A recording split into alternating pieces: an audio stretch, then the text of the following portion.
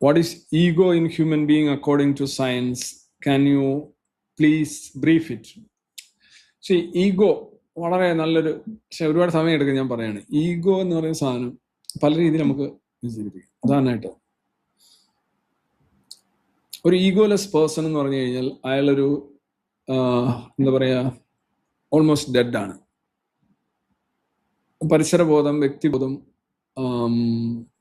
സാമൂഹ്യ ബോധം, ഇങ്ങനെ കുറെ ബോധങ്ങളുടെ ഒരു സമുച്ചയമായിട്ടാണ് ഒരു വ്യക്തിക്ക് താൻ ഒരു ഏകരൂപ ബോധം ഉണ്ടാവുകയും അതിനെ പരിരക്ഷിക്കുകയും അതിനുവേണ്ടി ഫൈറ്റ് ചെയ്യുകയും അതിൻ്റെ താഴ്ചയെ തടയുകയും അതിൻ്റെ ഉയർച്ചയെ പ്രോത്സാഹിപ്പിക്കുകയും ചെയ്യുന്ന ഒരു രീതി മനുഷ്യനുണ്ടാകും. അതാണ് ഈഗോ. നമ്മളിപ്പോൾ ഷെയിം എന്ന് പറയുന്ന ഈഗോ ആയിട്ട് ബന്ധപ്പെട്ട നമുക്ക് ചില കാര്യങ്ങൾ ഷെയിം, എനിക്ക് അവനോട് കടം ചോദിക്കാൻ വയ്യ എന്ന് ചോദിക്കുന്നത് അവിടെ പ്ലേ ചെയ്യുന്നത് ഈഗോയാണ്.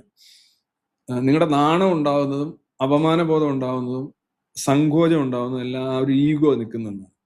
പല ആളുകളും ഈ മദ്യപിച്ച് ഒരവസ്ഥയിലൊക്കെ എത്തിക്കഴിഞ്ഞാൽ ഈഗോ ഡിറൈൽഡ് ആയി പോവുകയോ ഫ്രോസൺ ആയി പോയി അതിന്റെ ശരിക്കും ഒപ്റ്റിമൽ ലെവൽ വർക്ക് ചെയ്യാതിരിക്കുമ്പോഴാണ് നിങ്ങൾ അല്ലാത്ത സമയത്ത് ചെയ്യുന്ന പല കാര്യങ്ങളും ഒരു സങ്കോചവും ഇല്ലാതെ അന്നേരം ചെയ്യുന്നത്. പിന്നെ അയ്യോ ഓവറായിപ്പോയി എന്നൊക്കെ പറഞ്ഞു. ഓവറായതല്ല, ഇതാണ് സാധനം. ഈ നിങ്ങളുടെ ഈഗോ അവിടെ കോംപ്രമൈസ് ആകും. ഈഗോ ഇരിക്കുമ്പോൾ നമ്മൾ വളരെ ശ്രദ്ധിച്ചു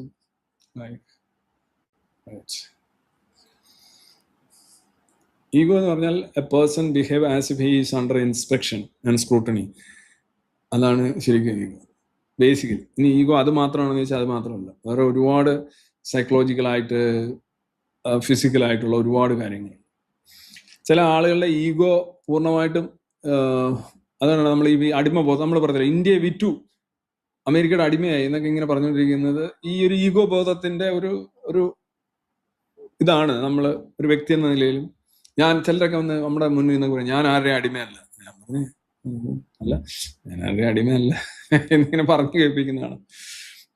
അപ്പൊ ഞാൻ അടിമയല്ലെന്ന് മാത്രമല്ല നീ അടിമയാണ് എന്നൂടെ പറയും. അപ്പോൾ ഡബിൾ പോയിന്റ്. നമ്മളിപ്പോ രണ്ട് ഹൈ ഹീൽഡ് ഷൂവിന്റെ മേളിൽ കയറി നിൽക്കുന്ന അവസ്ഥയാവും. ഒന്ന് നമ്മൾ അടിമയല്ല എന്ന് മാത്രമല്ല വേറൊരാൾ അടിമയാണ് എന്ന് പറയുമ്പോൾ നമ്മളുടെ ഈഗോ ഇൻഫ്ലേറ്റഡ് ആവും. നമ്മൾ തന്നെ ഉപയോഗിക്കുന്ന ടെക്നിക്കുകളാണ്. അതാണ് ഈഗോയെ കുറിച്ച് പറയുകയാണെങ്കിൽ കുറെ ഉണ്ട്. ഈഗോ എന്നും പറഞ്ഞ ഒരു ലൈവ് ചെയ്താലോ എന്നറിയും. അപ്പോ